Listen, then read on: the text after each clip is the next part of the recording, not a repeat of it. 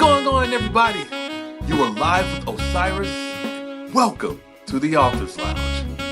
The world is filled with storytellers, and I, along with my guests, are here today in the Author's Lounge to help educate and inspire the young generation of writers and creators. Now, my guests are professionals in publishing, writers from a wide range of formats, and successful entertainers. They will provide beneficial advice on what to do and what not to do on your path to success. So, without further ado, I'll present to you our next guest. Let's go. Today we have a wonderful guest all the way from Pennsylvania. Our guest today is a grounded suspense, thriller, and a horror screenwriter. She's also an author, and she's a member of national and local writing groups and screenplay groups. And these groups consist of, for example, we have the Horror Writers Association, Sisters in Crime, Liberty States Fiction Writers, Bethlehem Writers Groups, Buzztown Writers Groups, and Arc Studio Community, just to name a few. So she is a busy woman. So without further ado, I present to you Miss Diane Sismour. Thank you so much for coming I'm on board happy to today. be here. Yes, indeed. So, wow, screenplays and writing. So I didn't actually point out that she does novels as well. So on top of that, she has some poetry work. But today I'd like to focus on the blend between writing screenplays and writing novels.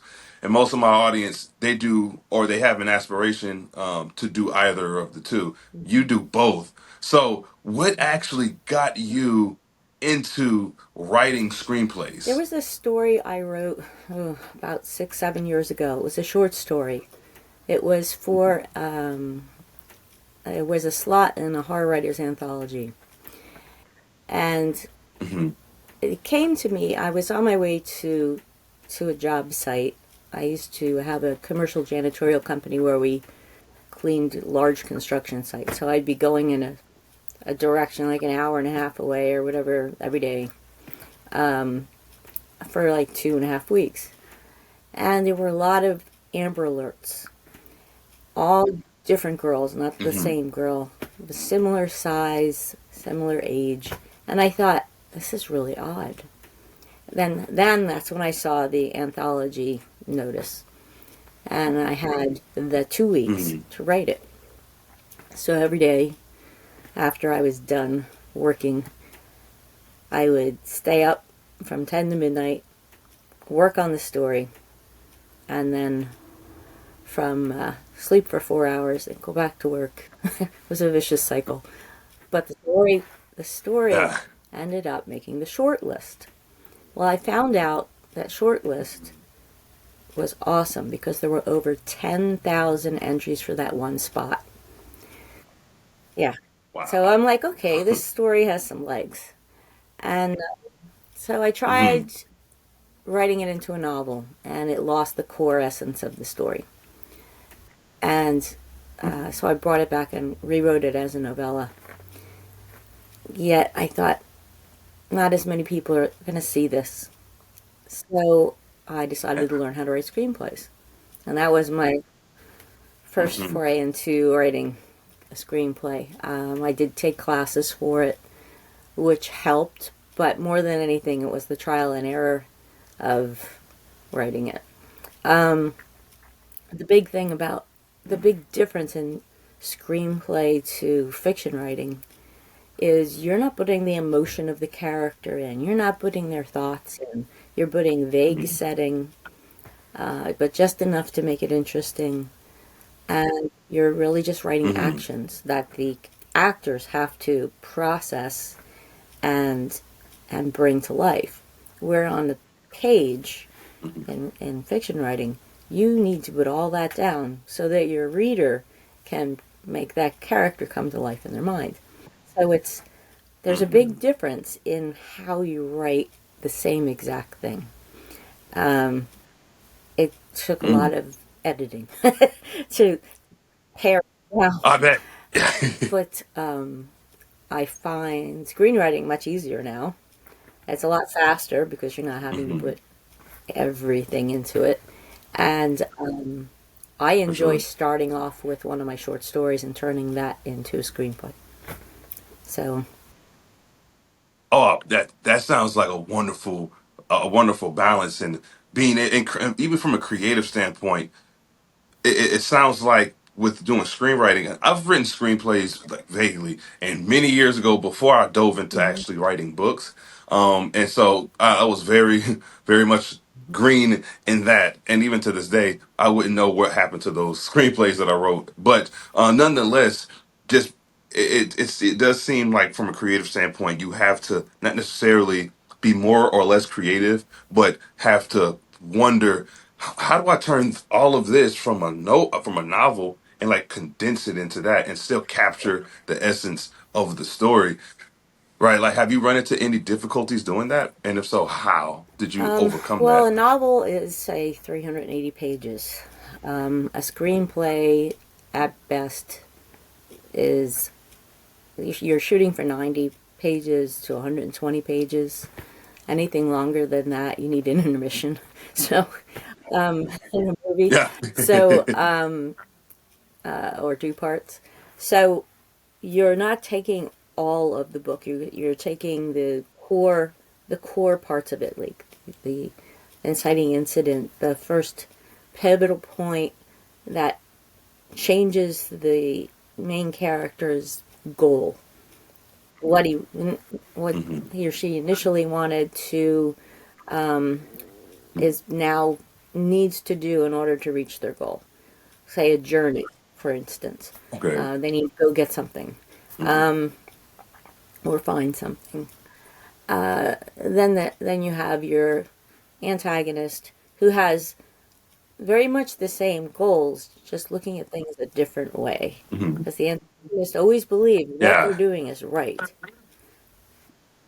It's just not exactly. necessarily the same belief that the hero of the story has. So, Hmm.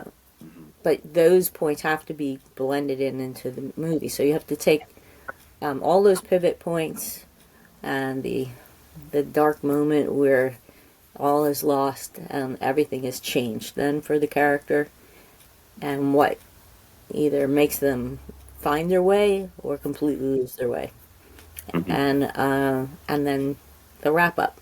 So you take those points, maybe put a little subplot running through there, usually the villain's subplot, and or like the weather could even be a character in a lot of movies, Hmm. or the setting, like a war or whatever, and Hmm. weave that in, and you get rid of a lot of the extra words that are in a novel. You get rid of all of the emotion. So you take your first, you look at 2 pages of any story, you can cross out a third of it, just emotion and unnecessary words and Hmm. thoughts and things like that. And, then you Hmm. out of that, and then you take what's important to what would be in the screenplay. Dialogue. The I see. dialogue is obviously important. Setting is important. Things like that. Hmm.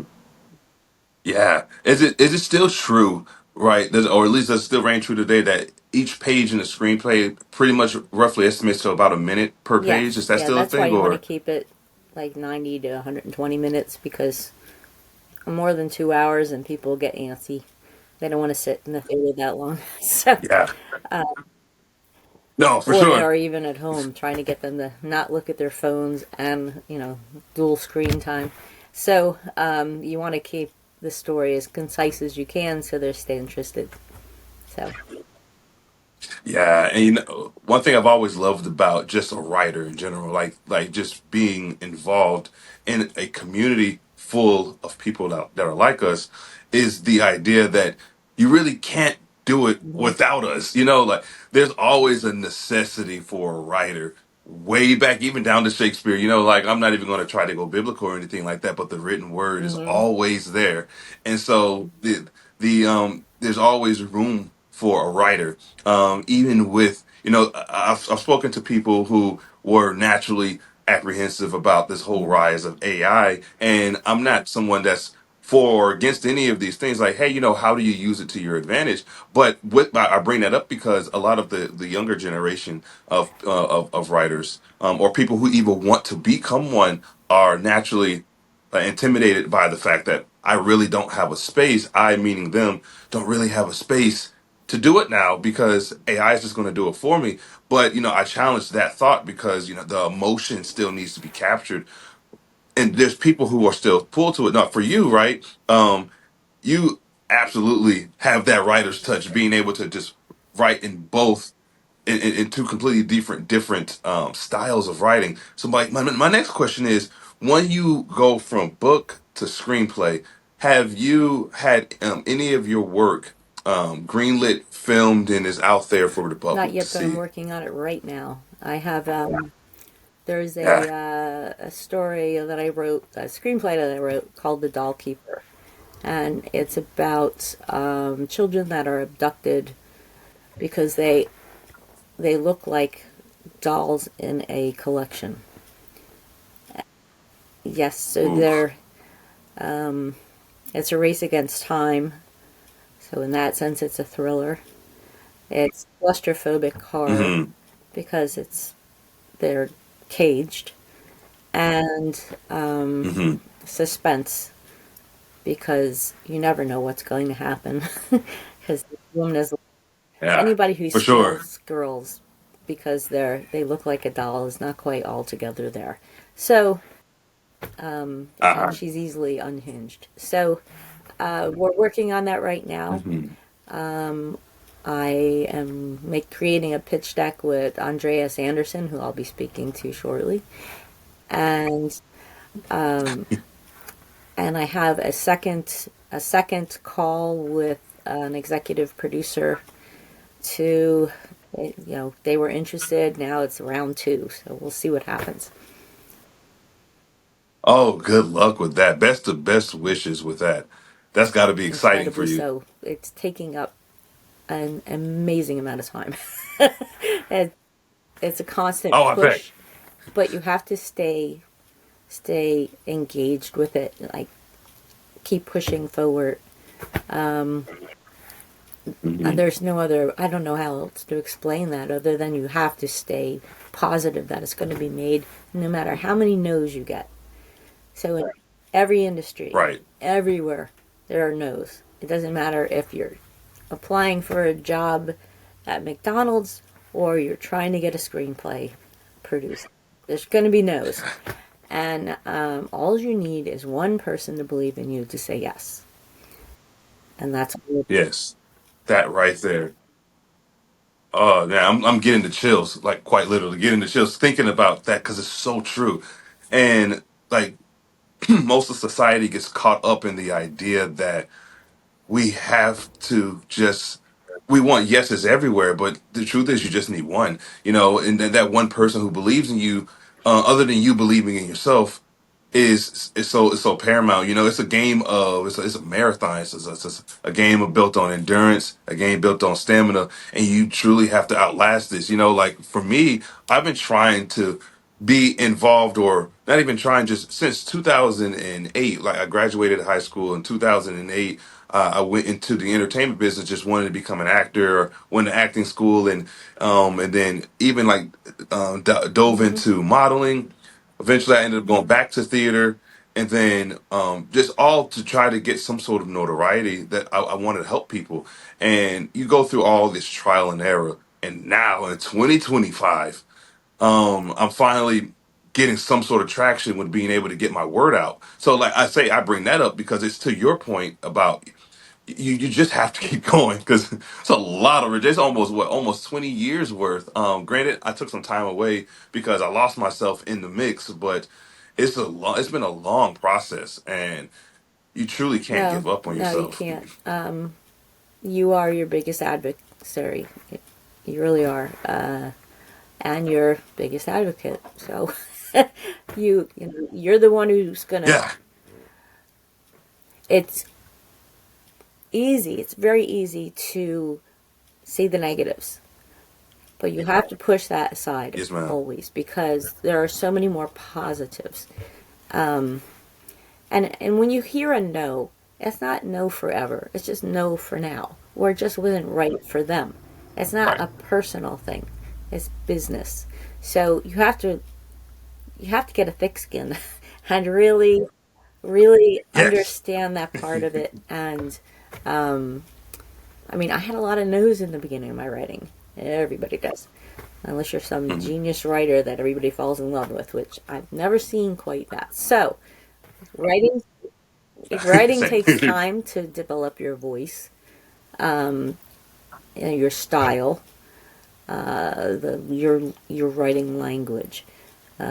It's the best way to describe Hmm. voice. And it's your syntax, how you use your flow, your ebb and flow.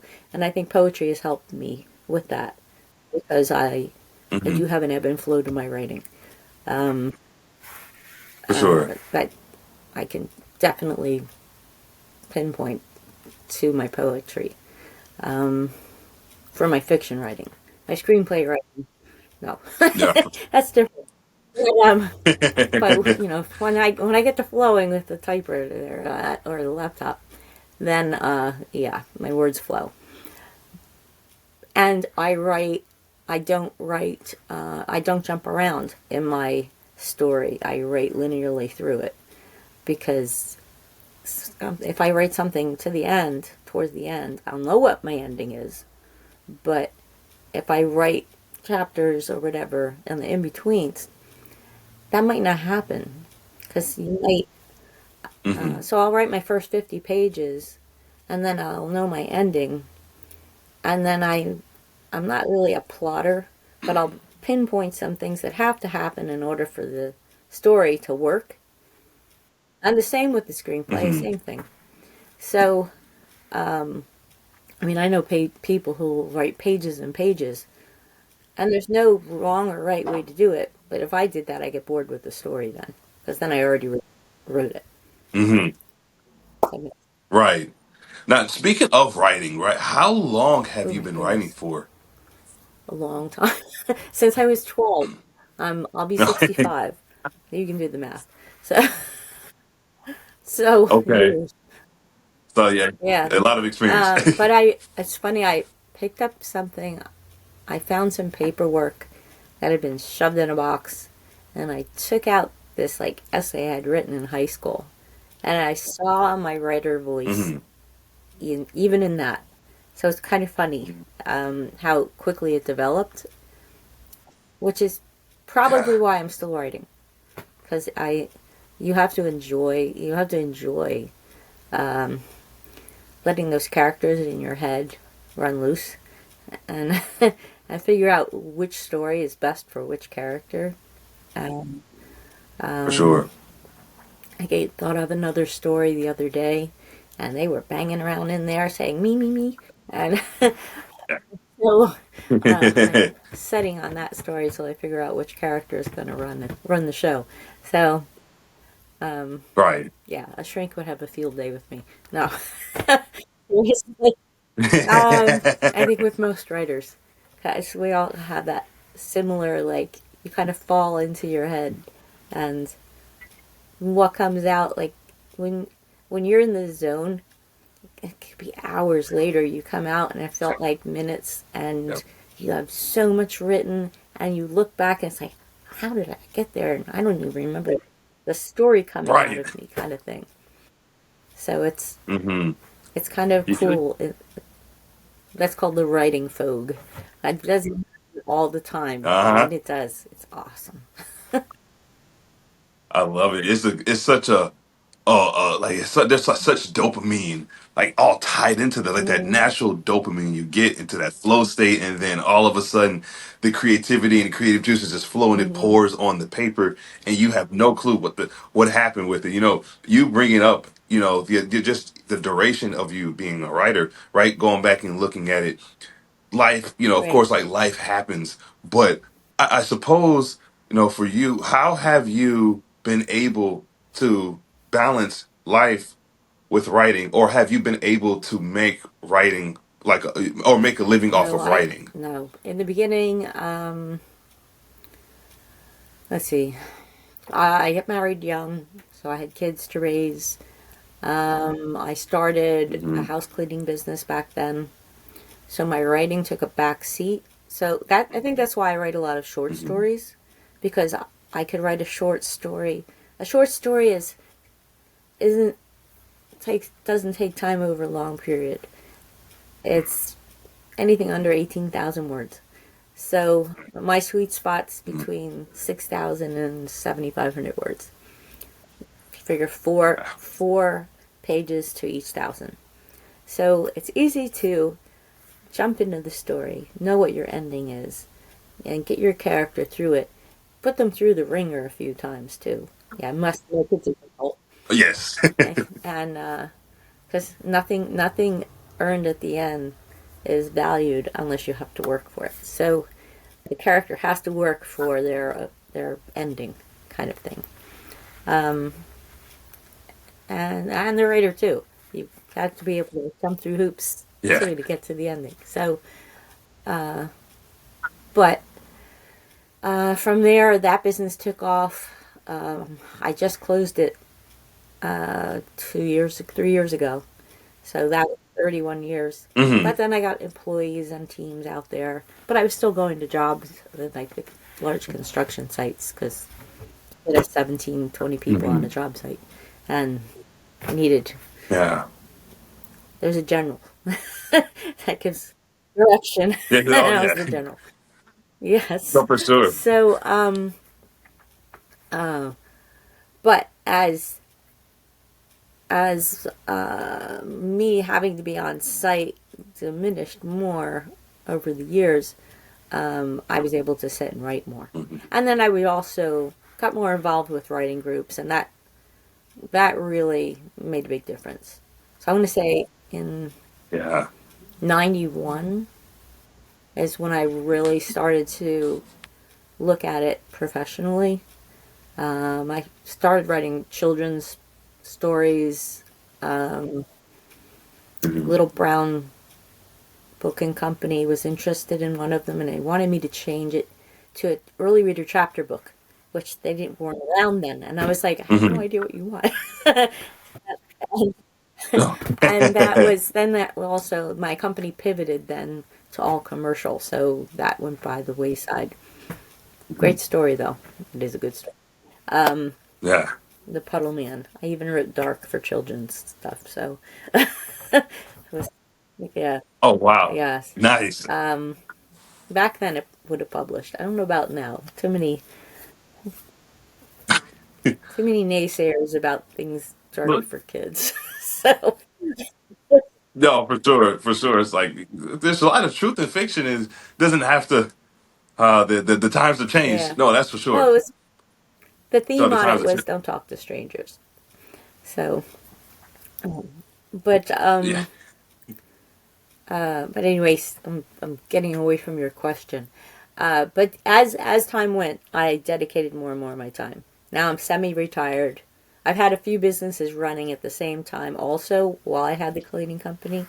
So it was All right. when I would start up a new business until I had it manned. That would take time away and stuff like that. So Mhm.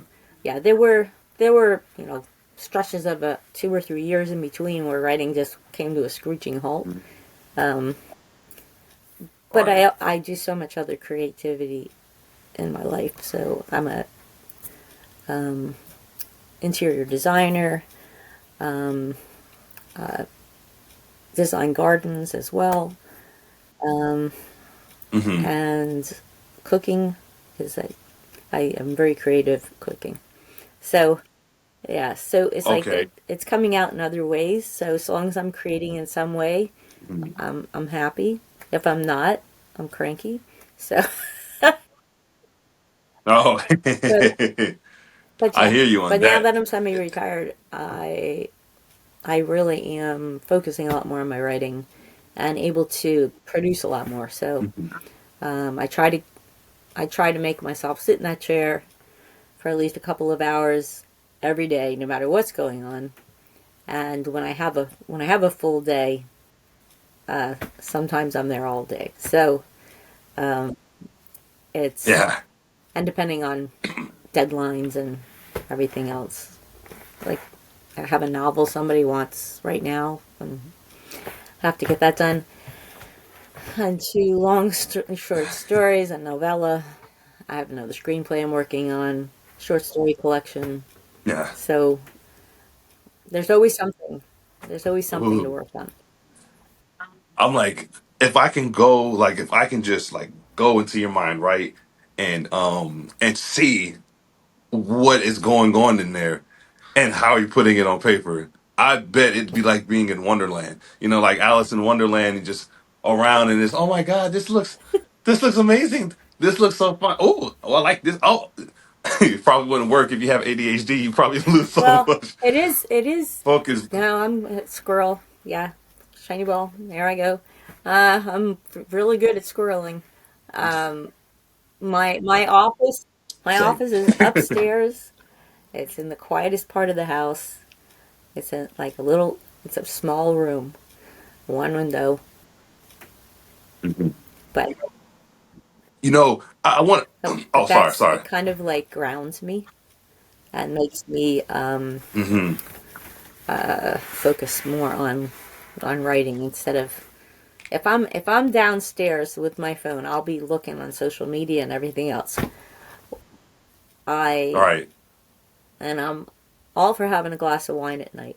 If I bring that glass of wine upstairs to my office, it sits there. I don't even look at it because I'm so focused on writing when I come into my writing Hmm. room. So there is it, it is nice to have a one place to write, but I've also just put my Hmm. headphones on and written. I can write anywhere. It doesn't matter so long as I can Yeah, like keep the noise out of my head, away. I see.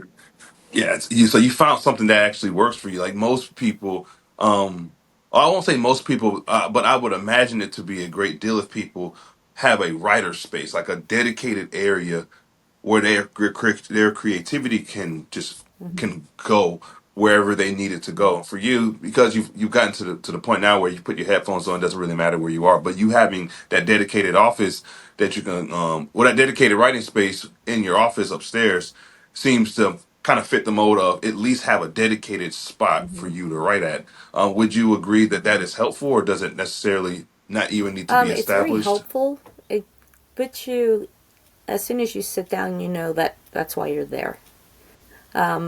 But not everybody has that Hmm. option. Some people have very busy households. So just putting your headphones on, Yeah. so people know you can't talk to me right now. My headphones are on. That helps a Hmm. lot. You know, For sure. and and that also then immediately puts you into your headspace. So it's a learned thing. Yes. You have to learn to focus on when you step into that room. Don't be on your phone. Put the phone like my phone's on a stand. Okay, it's on quiet. All It's right. on a stand because I have a bed and breakfast, so I have people guests here, so I have to make sure I can spot something if they ask. But otherwise, I don't pick the phone up, and it's laptop only, and Oh yeah. it's either I will check my LinkedIn because I'm focusing heavily on that for connecting right now with directors and producers and people like you who can put Yes. my word out there. And Thank you. it's important to have a network because so that when you're ready to announce it's getting produced, you can not shout it to the world and people will hear it. Yes. And they'll say, when is it Oh coming out? yeah. And they'll go see it. So so the dog food Hmm. hopefully I've happens. learned. Yeah, and LinkedIn out of all of the social media spaces, right? That I go on to either promote or to help or put out messages or whatever the reason is. I've learned that LinkedIn is the go-to spot for people who are like in executive roles, or like producers or screenwriters such as yourself, writers. Like it's almost like it's a dedicated hub specifically for them. I would even look at the statistics and I would see, okay, the age range, like on Instagram, in my age range there of people that it's promoted to, I even mark it differently there than I do, let's say, Hmm. like on LinkedIn. But the demographic there, it's like that's where a lot of the younger ones are at, like the teenagers and the young adults. And on LinkedIn, this is where I would view it more as like as the professionals. It's like a professional Yes. hub there, without sounding like ageist or anything like that. There's just that's I think to me that's probably one of the most beneficial places to go to. Like Hmm. that's how we met as well. Like as you had mentioned a moment ago, it's through LinkedIn. So I would say you just kind of knowing where your crowd is, or knowing what your reason is, and and using that reason to then guide you to that crowd. Yes. It's wonderful. So I'll ask you one more question, unless you had something to say to that really Well, quick. no, you're right. So LinkedIn is more.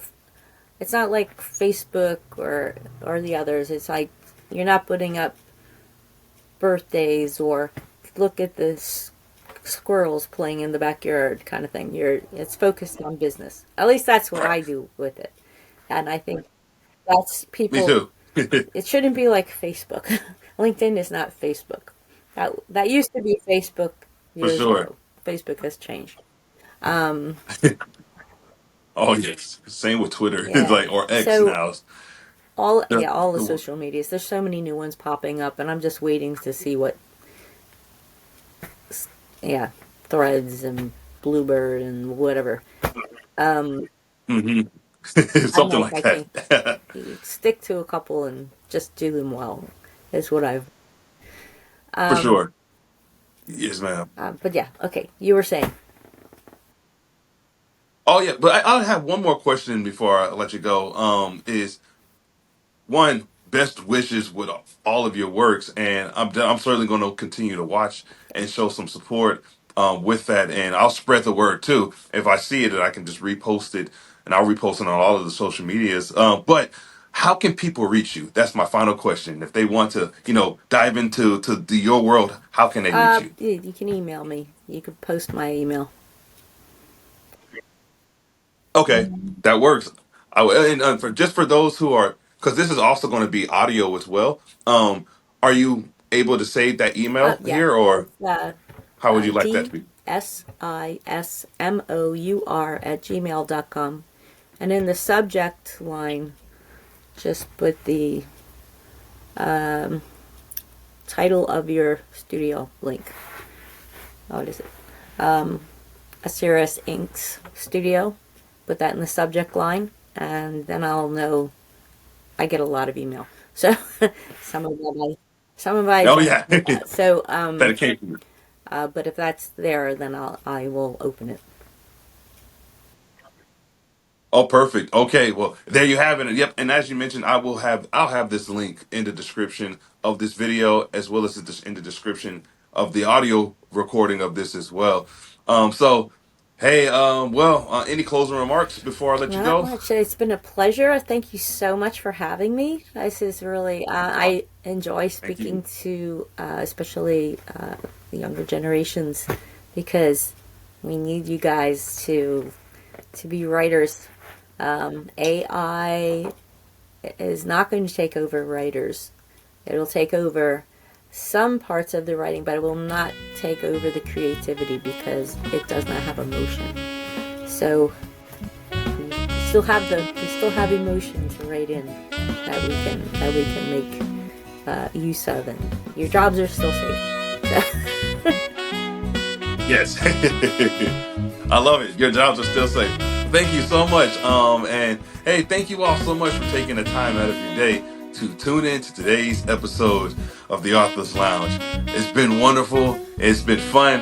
And I'm just so grateful. Thank you again for coming on, Diane. And we'll continue to stay in touch. You all take care, and I'll catch you next time.